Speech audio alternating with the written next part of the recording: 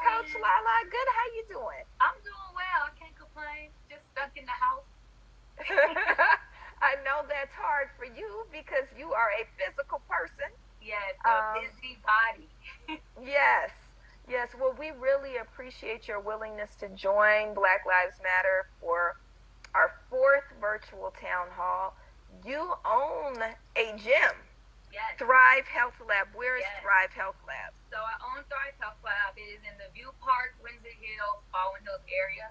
It's on 54th and Dean, but the closest, biggest cross street everyone would recognize would be like Crenshaw and Slauson.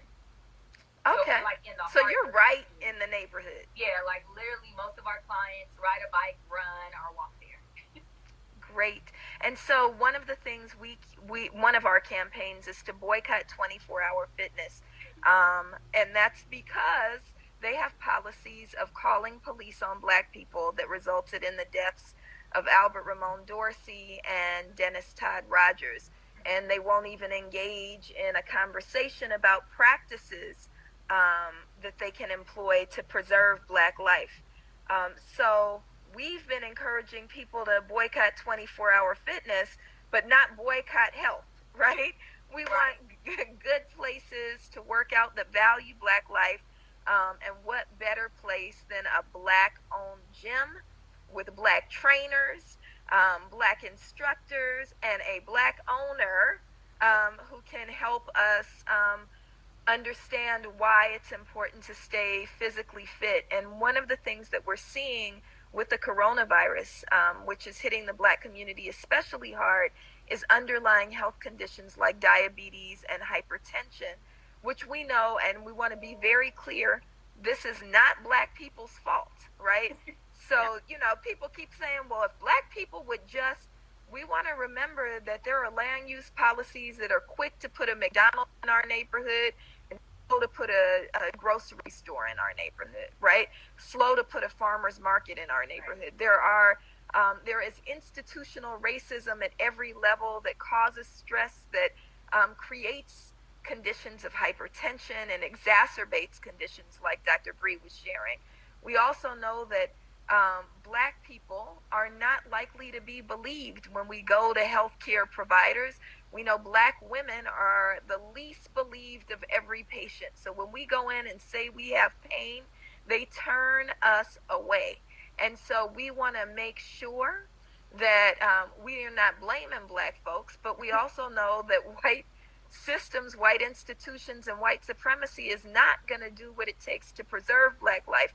We got to engage in community care. And so that's what we're doing, is sharing resources. And so one of the things is working out, right? And working out. Doing what we can. So what is your philosophy about working out and exercising? Let's just call it exercising, because I hate working out, right? Let's call it exercising. Let's think about what is your philosophy about preserving our body temples and staying healthy? My philosophy is really taking the knowledge that I've learned in other areas. And one thing I did want to say, though, is that's the reason why I opened up Thrive Health Lab, because I was tired of driving to these other areas that didn't really service me. And we didn't ever have a boutique fitness gym in our neighborhood. So I went into my inheritance. When my father passed away, he was obese, and I opened up Thrive Health Lab. My goal really is just to teach people the fundamentals of just eating better, making better decisions. I know a lot of us grew up on gumbo and jambalaya and hog maw. But isn't gumbo healthy if you don't put pork sausage in it? I'm Creole, both sides are Creole, but gumbo actually was originally a poor man's food that we I know. Yeah, put it all together in a pot, make whatever work. Now it's very expensive to make. But really, physical fitness and being physical is very important. It releases endorphins, which makes you happy, makes you feel good. You want to get grooving. And we like to meet people, all my trainers, like where people are. There's some people that come in from injuries. There's some people that want to up where they are with their results, whether they're losing weight, gaining muscle, losing muscle, whatever it is they want to do. But really, it's bringing more than the gym aspect to the community. So we were forced to close doors. We were one of the first businesses that were forced to close doors when Corona hit. So we took all our classes and we now live stream them for free every day. So we do like HIIT classes. I do an ab party. We do meditation. We do yoga. I just started implementing other things that are more about the mental. So like yesterday, we worked on our creative muscle, and I had somebody come on and teach us how to paint and draw. We have Q&As with community leaders in the area that are going to help us really obtain the goals we want to reach. But yeah. Let's pause. So these are free every day online. So is it on Instagram? What platform are you using? How can we take advantage of this resource? Instagram. So the one that I'm using now, Thrive Health Lab, every day the live streams are up for 24 hours. And we have a mix every day. So you get like either yoga or meditation, a HIIT class, maybe a stretch class. All of my instructors are volunteering their time. Of course, we take donations. Oh, wow. But to be honest, not only is it therapeutic for us as trainers, because we realize how much we miss the gym and how much we miss our clients. Our clients, I realized they needed that routine. They needed that sense of normalcy, so they can feel like they're doing something every day that they were used to doing before they got shut in. And taking a walk, like just even going outside, even if you can't work out, getting fresh air, getting some vitamin D, all of that is essential to the soul. Like you need to get to moving and doing things like that. Talk about that. Talk about what you see as this, the mental health and spiritual health impact of your physical health. So how does maintaining your physical health feed your mental and spiritual health? Well, the endorphins that are released, right? But also it keeps you in a routine of feeling good and being around other people that also want to work out and do things. Mentally, I'll talk from my own personal experience. I was struggling when I got shut in. I was like, oh, this is not going to work for me. Every time we all manifest differently. And for me, it's been a lot of anxiety, a lot of stress. But when I work out, I feel better. I feel I'm not craving the sugary things or the salty things I naturally would crave, because I am moving and grooving and doing what I need to do. And it has an effect on your mental. It just makes you want to, I don't know, for me personally, and what I've seen with other people that may text us after we do our live streams, is it really just starts your day with positive energy. Like, it takes your mind off of whatever is going on in your household, at work, or that 30-minute or that 45-minute workout or stretch. And yeah, it's just it keeps you positive. Right. Okay, so we just got a question into our text box. Okay. She says, if I'm an in-home care person, or work, how important is it to be physically healthy and mentally? I guess if she's inside a lot, right? How does she maintain her physical health, and how does that feed her mental health? So basically, I would suggest going on, it doesn't even have to be something arduous. It doesn't have to be a HIIT routine. It doesn't have to be what you see these fitness influencers doing, jumping off of buildings and backflips and all that type of Right. stuff. Like, it could just be taking a brisk walk, or getting an app, or a lot of people are live streaming right now, like taking a meditation with somebody, doing breathing work. You have to start from the inside out, right? So you have to be ready to want to get up and move and do whatever it is you're going to do. For me personally, I have to go walk or something first, and then I'm motivated to get work done and do what I need to do. So I would say start inner first. So whether that's going to church, or going and meditating, or journaling, and then you start doing other things as far as going outside, working out, finding a buddy to walk with. You know what I mean? Right. There's a question, what about older people who aren't as mobile? Is there something that you would suggest that they do? Yes, actually, I was going to show you guys a few things you can do. Yeah. All right. Yeah, show us a couple of things. I'm going to start sitting, then I'll stand up. But these are the first thing.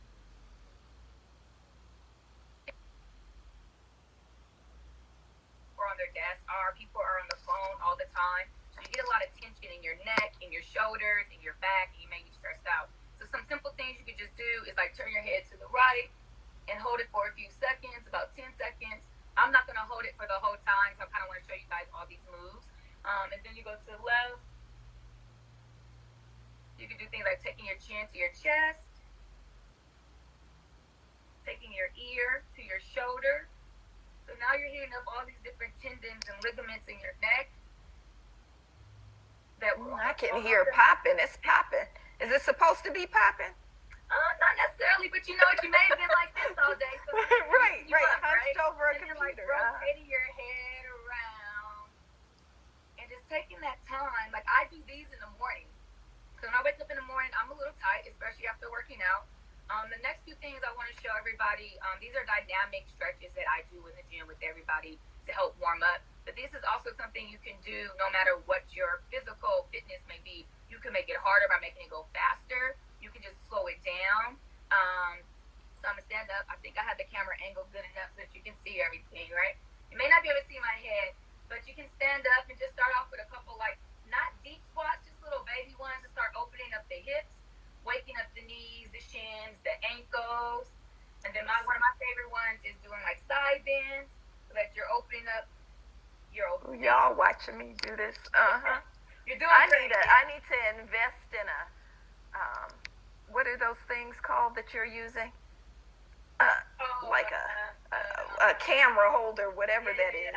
A tripod. And then these are just very simple, like, warm-ups you can do, right? Where you start waking up the body, saying, hello, good morning, yeah. So you go do a torso twist side to side. This is starting to open up your stomach, your hips. You feel the back. Usually when we do the stretch at 5 in the morning. It looks like my head is on your body. Like you have a huge head.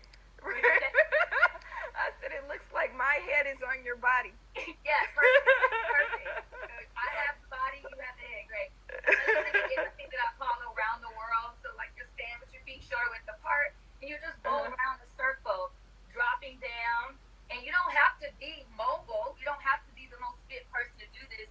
But this is stuff that can help wake your body up. Right.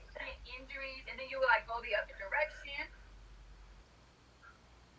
Now the next few moves, I am going to show some modifications because I know some people have balance issues. But these are to start warming up your bottom, right? So one move that I do to start warming up the quadriceps will be butt kicker hold. So you'll take your foot and you grab it. But some people can't grab it, which is fine. All you got to do is just kick your butt like this. So then you're starting to wake up. Claudine is on. Hey, Claudine. Claudine Cooper. Hey, Claudine. I love Claudine. I had Claudine on last week to talk. The stretch that like I do in the morning is like a hamstring stretch. So you'll take like one foot in front. I know the camera angle's not that good. You just hinge at the hip. So you'll sit back and start stretching the hamstrings. Just like that. So those are some simple things you can do to warm up your body or wake it up before you go take your walks with your family. Or you can even take what I just did and amp it up, make it go faster, have a deeper squat, and turn into an actual workout. So. Great. So we have run out of time for this portion, but we are so thankful to you for hopping on. Thrive Health Lab will reopen off of Crenshaw and Slauson, but for now, you can follow them on Instagram and do these free classes. I know I will be. And Claudine is on. She does free classes online too. Yes. And her so classes we are great. She has like mini sermons in her classes. I know, but I can only hang with her for the warm up. I can't do the whole thing. But hey, it's better than nothing. It's better than nothing. Right. So thank you again for joining us, Coach Lala. We're gonna bring on Sister Estella to close us out. We really appreciate you, Coach Lala, and for having me. She'll be in the comments. If you want to message her, she can see your comments. Bye, guys.